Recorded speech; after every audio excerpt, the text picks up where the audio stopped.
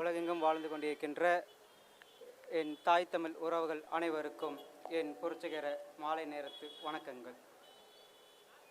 பறந்து விரிந்து கிடக்கின்ற இந்த உலக நிலப்பரப்பில் தமிழ் தேசிய இனமும் விடுதலை பெற்று சுதந்திரமாக வாழ வேண்டும் என்பதற்காக தன் இன்னுயிரையும் ஈந்த எம் மாவீரர்களுக்கும் அவர்களை அறத்தின்பால் வழிநடத்தி சென்ற எம்முயிர் தலைவன் மேதகு பிரபாகரன் அவர்களுக்கும் எம் போன்ற இளைஞர்களை நல் அரசியல் படுத்தி கொண்டிருக்கின்ற எமுதுயிர் அண்ணன் செந்தமிழன் சீமான் அவர்களுக்கும் உலகெங்கும் பரவி வாழ்ந்து கொண்டிருக்கின்ற என் தாய் தமிழ் உறவுகள் அனைவருக்கும் என் மதிப்பிற்குரிய வணக்கங்கள்.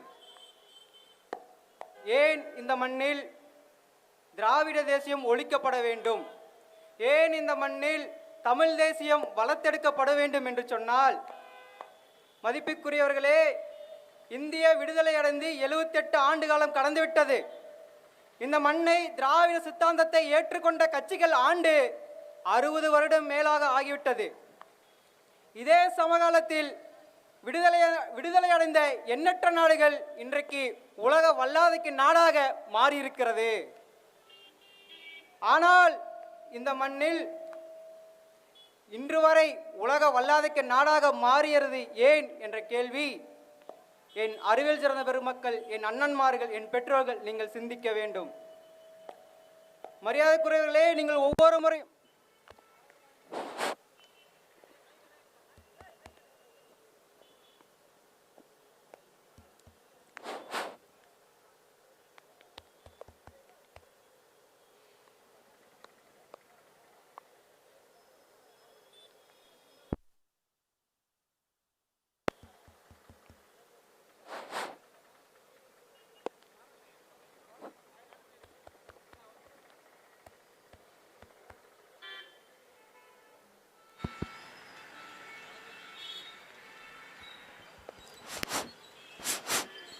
அண்ணா வரு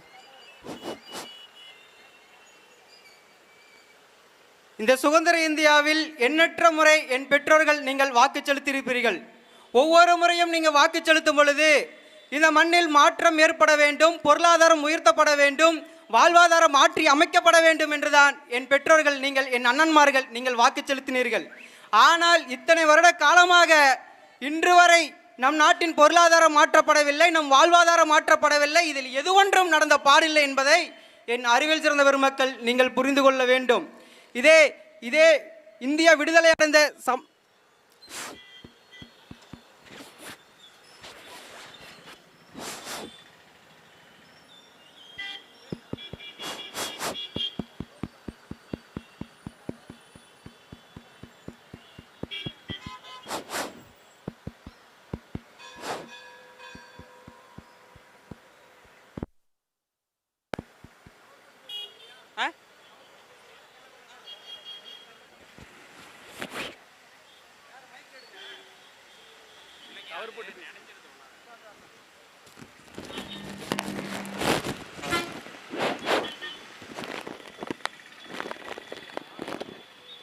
மறைச்சிடண்ணா ஃபுல்லாக மறைக்கும் ஃபுல்லாக மறைச்சு இல்லை விடுங்க, அப்படி பேசுகிறேன்.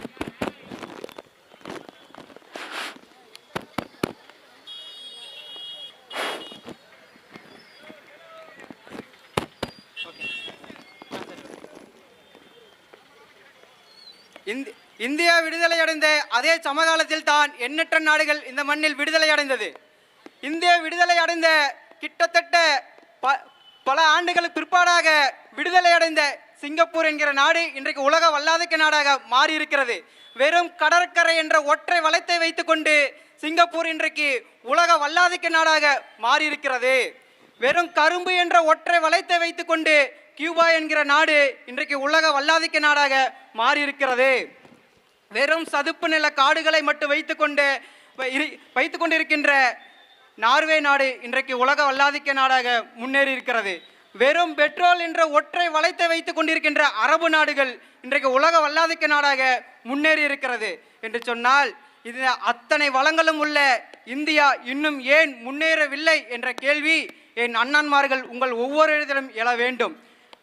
ஏன் இந்தியா இன்னும் வளரவில்லை என்று சொன்னால், அந்த நாடுகள் ஏன் வளர்ந்து விட்டது என்று சொன்னால், அந்த நாடுகளை தலைவர் பெருமக்களும் அந்த மண்ணை நேசிக்கக்கூடிய ஆட்சியாளர்களும் ஆண்டார்கள். ஆனால் இந்த மண்ணை வந்தவனும் போனவனும் அயோக்கியனும் மொல்ல மாறி முடிச்சவைக்கும் ஆண்டதுதான் இந்த நாடு வளராமல் போனதுக்கு காரணம் என்பதை என் பெற்றோர்கள் நீங்கள் புரிந்து கொள்ள வேண்டும். மதிப்புக்குரியவர்களே, இந்த மண்ணில் எண்ணற்ற சிக்கல் இருக்கிறது. இந்த மண்ணில் ஏகப்பட்ட சிக்கல் இருக்கிறது. இதோ இந்த தமிழ் இனத்திற்கு பெரும் அச்சுறுத்தலாக இருப்பது வடவர் எண்ணிக்கை அதிகரிப்பு தான். மரியாதைக்குரியவர்களே, உங்களிடத்தில் சொல்லுவேன், இதோ இந்த சேலம் மண்ணில் தீவட்டிப்பட்டியில் 2022 டிசம்பர் 30 தீவட்டிப்பட்டியில் கடை வைத்திருக்கின்ற உரிமையாளர் தனக்கு கீழே வேலை செய்து கொண்டிருந்த பீகார் இளைஞன் ஒருவனால் வெறும் 3 லட்சம் ரூபாய்க்காக கொலை செய்யப்பட்டான். அன்றைக்கு நாம் தமிழர் கட்சி போராட்டத்தை முன்னெடுத்தது. அன்று நாம் தமிழர் கட்சி இந்த திமுக திராவிட அரசுக்கு கோரிக்கை வைத்தது. இன்னர் லைன் பர்மிட்டை கொண்டு வந்து இந்தியாவில் பல மாநிலங்களில் உள்ளது போல இன்னர் லைன் பர்மிட்டை உள்நுழைவு சீட்டை அறிமுகப்படுத்தி அவர்களின் வருகையை கட்டுப்படுத்துங்கள் என்று நாம் தமிழர் கட்சி அன்றைக்கு கோரிக்கை வைத்தோம்.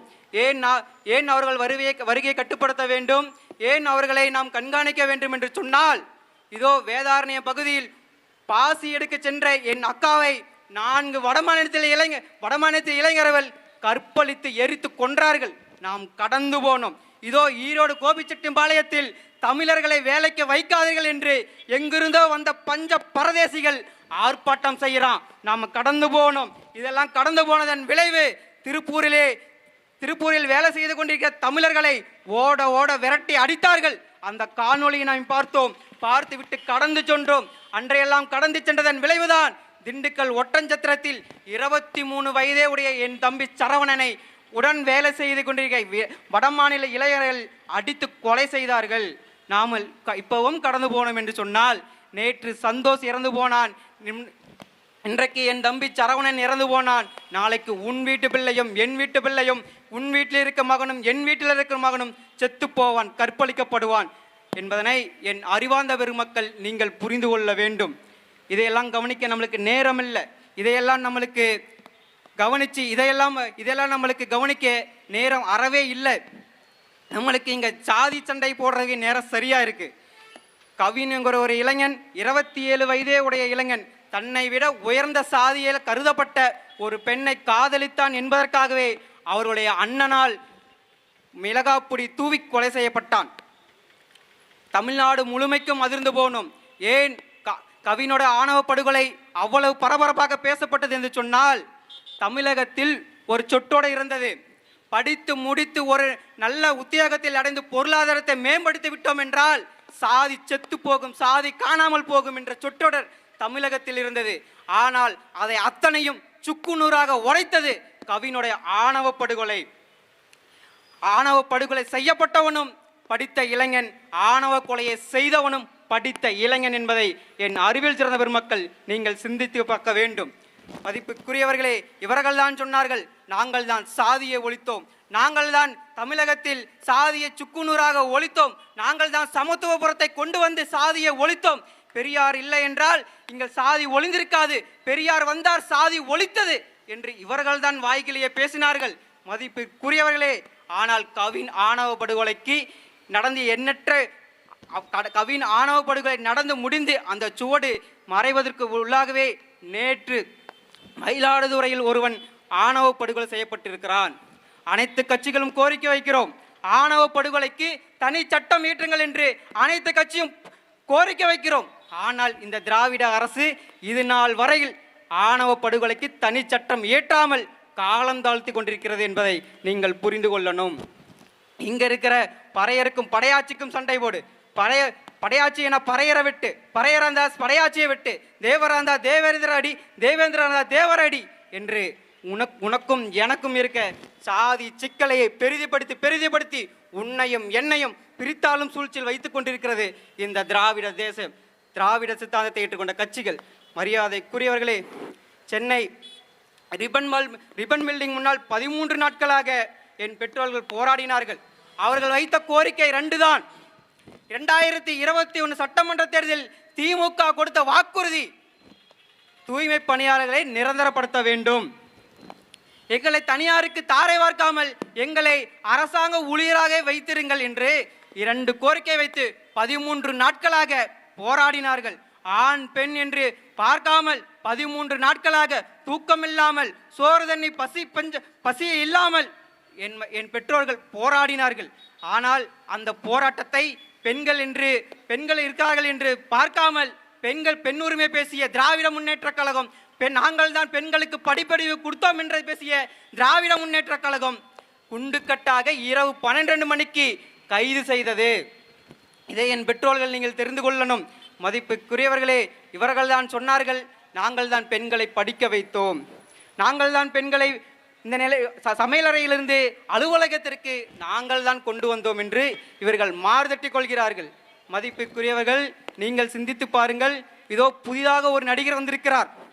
13 நாட்களாக சென்னை ரிப்பன் பில்டிங் முன்னாடி என் பெற்றோர்கள் போராடுகிறார்கள். ஏன் உங்கள் தலைவர் வரவில்லை என்று கேட்டால், இதுவரை ஓட்டு போடாத, இதுவரை ஓட்டுனா என்னன்னு தெரியாத, இதுவரை ஓட்டுரிமை கூட வாங்காத தாவேக்க தற்குறி தொண்டன் ஒருத்தன் சொல்றான், எங்க அண்ணன் வந்தார் என்றால் சென்னை சம்பித்து விடும், எங்க அண்ணன் ரிப்பன் பில்டிங் முன்னாடி வந்தார் என்றால் கூட்டம் கூடும், போக்குவரத்து நெரிசலாகும் என்று அவர்கள் சொல்றார்கள்.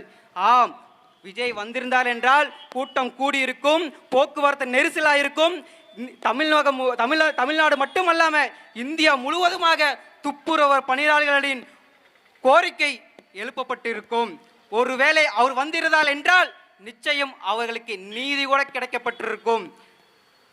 இவ்வளவு சிக்கல் இருக்கிறது இந்த மண்ணில் இவ்வளவு சிக்கல் இருக்கிறது. இதையெல்லாம் மாற்ற வேண்டும் என்று சொன்னால் முதலில் நாம் மாற வேண்டும். என் பெற்றோர்கள் நீங்கள் மாற வேண்டும். மதிப்புக்குரியவர்களே, மே 16, 17, 18 என் மொழி பேசிய, உன் மொழி பேசிய, நமது ஈழத்து சொந்தம், நமது இரத்த சொந்தம் ஈழத்திலே படுகொலை செய்யப்பட்டார்கள். அன்று நடந்து முடிந்தது ஒரு மாபெரும் இனப்படுகொலை. 21ஆம் நூற்றாண்டில் நடத்தப்பட்ட மிகப்பெரிய இனப்படுகொலை. இது செய்தது ராஜபக்ச சிங்கள அரசு, அதை முன்னின்று செய்தது காங்கிரஸ், துணை நின்றது திமுக. அதை தடுக்காமல் வேடிக்கை பார்த்து கொண்டிருந்தது இந்த பாரதிய ஜனதா அரசும் அதிமுக அரசும்.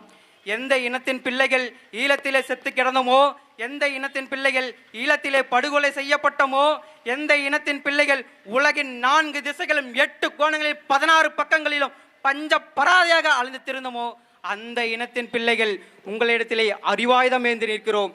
எங்களுக்கு உங்கள் வாக்கு அளித்து எங்களை வலிமைப்படுத்துங்கள். புரட்சி எப்போதும் வெல்லும். அதை நாளை மலரும் நாம் தமிழர் அரசு கட்டாயம் சொல்லும். தமிழ்தாய் வாழ்க, தலைவர் பிரபாகரன் வாழ்க. நன்றி, வணக்கம்.